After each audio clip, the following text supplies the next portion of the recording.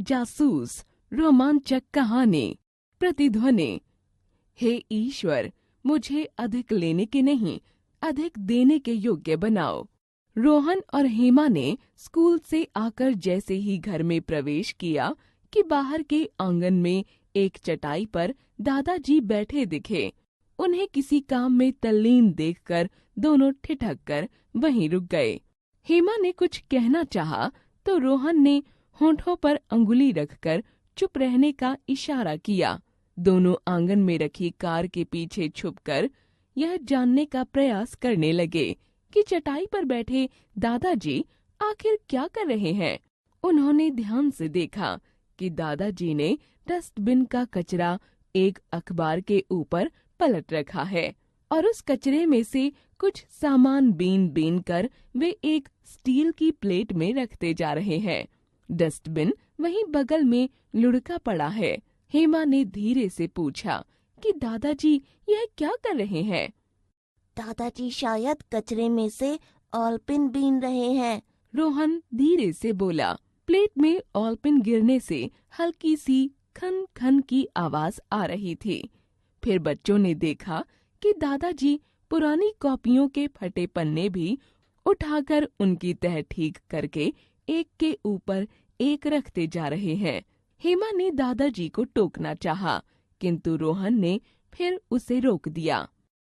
आज हम छुप कर देखेंगे कि आखिर दादाजी इन ऑलपिनों और पुराने पेजों का क्या करने वाले हैं। रोहन ने देखा कि दादाजी डस्टबिन के उस कचरे में से स्टेपलर पिन के बचे हुए टुकड़े भी प्लेट में रख रहे हैं।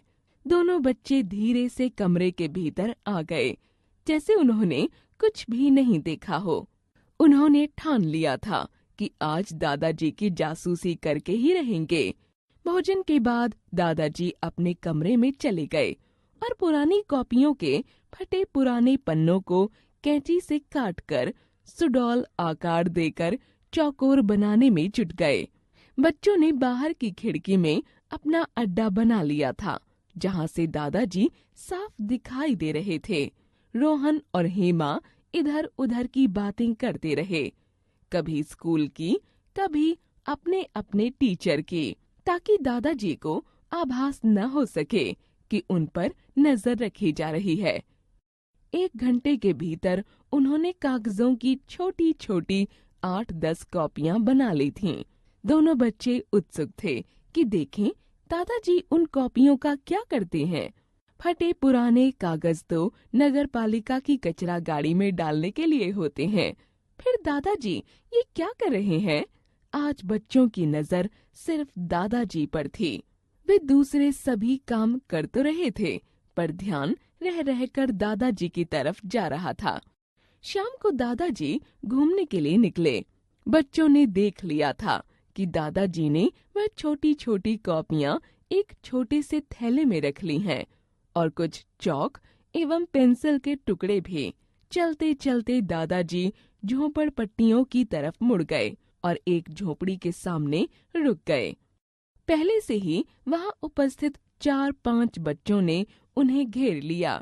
दादाजी आ गए, दादाजी आ गए, कहते हुए उन्होंने अपने हाथ ऊपर कर दिए, जैसे उनको पता हो कि दादाजी आज कुछ सामान बांटेंगे। दादाजी ने अपने थैले से कॉपियां निकालीं और उन बच्चों को बांटने लगे और चौक और पेंसिलों के टुकड़े भी बच्चों को वितरित करने लगे। दादाजी हमें भी, दादाजी हमें भी। बच्चे हाथ बढ़ाकर चौक और पेंसिलें ले रहे थे। दादाजी हंसते हुए सामान बांटकर प्रसन्न हो रहे थे। अचानक रोहन और हेमा, जो उनका चुपके चुपके पीछा कर रहे थे, उनके सामने प्रकट हो गए। हेमा जोर से चिल्लाई, दादाजी। रोहन भी जोर से चिल्लाया, दादाजी आप यहाँ क्या कर रहे हैं? दोनों को अचानक सामने पाकर दादाजी हतप्रभ रह गए। फिर ठहाका मारकर हंसने लगे। हाँ, तो तुम लोग दादाजी का पीछा कर रहे थे। उन्होंने हंसते हंसते रोहन का कान पकड़ लिया।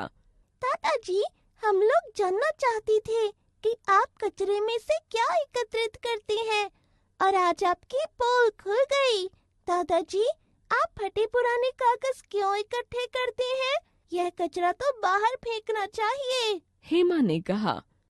नहीं बेटी, दुनिया में प्रत्येक चीज की कीमत होती है। जो सामान हम बेकार समझकर फेंक देते हैं, वह दुनिया के सैकड़ों हजारों बच्चों के काम आ सकता है। ऐसे कितने बच्चे हैं जो थोड़ा सा भी सामान बाजार से नहीं खरीद सकते। कहते हैं बूंद बूंद से सागर भर जाता है। ऐसे ही फेंके जाने वाले फालतू सामान से न जाने कितने बच्चों का भविष्य बन सकता है। एक एक ईंट जोड़कर मकान बनता है। तिनके तिनके से रस्सी बन जाती है। वह बड़े बड़े वजनी सामान को उठा लेती है। वैसे ही यह छोटी छोटी बेकार समझकर फेंकी गई चीजें देश दुनिया की बड़ी आबादी के काम आ सकती हैं। रोहन, तुमने जो कॉपियां गुस्से में फाड़ दी थीं, उनको काम लायक बनाकर मैंने इन बच्चों में बांट दिया। देखो कितने खुश हैं ये बच्चे। स्टेपलर पिन के टुकड़े, चौक तथा पेंसिलें जिन्हें तुम लोग रोज फेंकते हो, देखो आज किसी के काम आ रहे हैं। रोहन बोला। सॉरी दादाजी, हम लोग छोटे हैं, यह सब नहीं जानते। हमको माफ कर दो दादाजी, आगे से ऐसी गलती नहीं करेंगे। और हमारी जासूसी? जोर से हंसते हुए दादाजी ने पूछा। नहीं करेंगे, नहीं करेंगे, हम जासूसी भी नहीं करेंगे। दोनों बच्चों ने एक दूसरे के हाथ में हाथ फंसाकर और हाथ ऊपर करते हुए नारा लगाया और दादाजी से लिपट गए। जीवन मूल्य। हमें चीजों की बर्बादी नहीं करनी चाहिए, क्योंकि वे किसी भी व्यक्ति के काम आ सकती हैं। जीवन कौशल।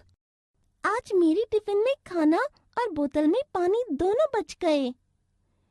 तो क्या हुआ, इन्हें वहाँ कूड़ेदान में फेंक देते हैं। नहीं नहीं, ये तो बर्बादी है। मैं यह पानी किसी पौधे में डाल दूंगी और यह खाना किसी गरीब को दे दूंगी। हाँ, यह तो बहुत अच्छी बात है। मैं भी अब से यही किया करूँगा। हमें चीजों की बर्बादी नहीं करनी चाहिए, यह किसी के काम आ सकती है।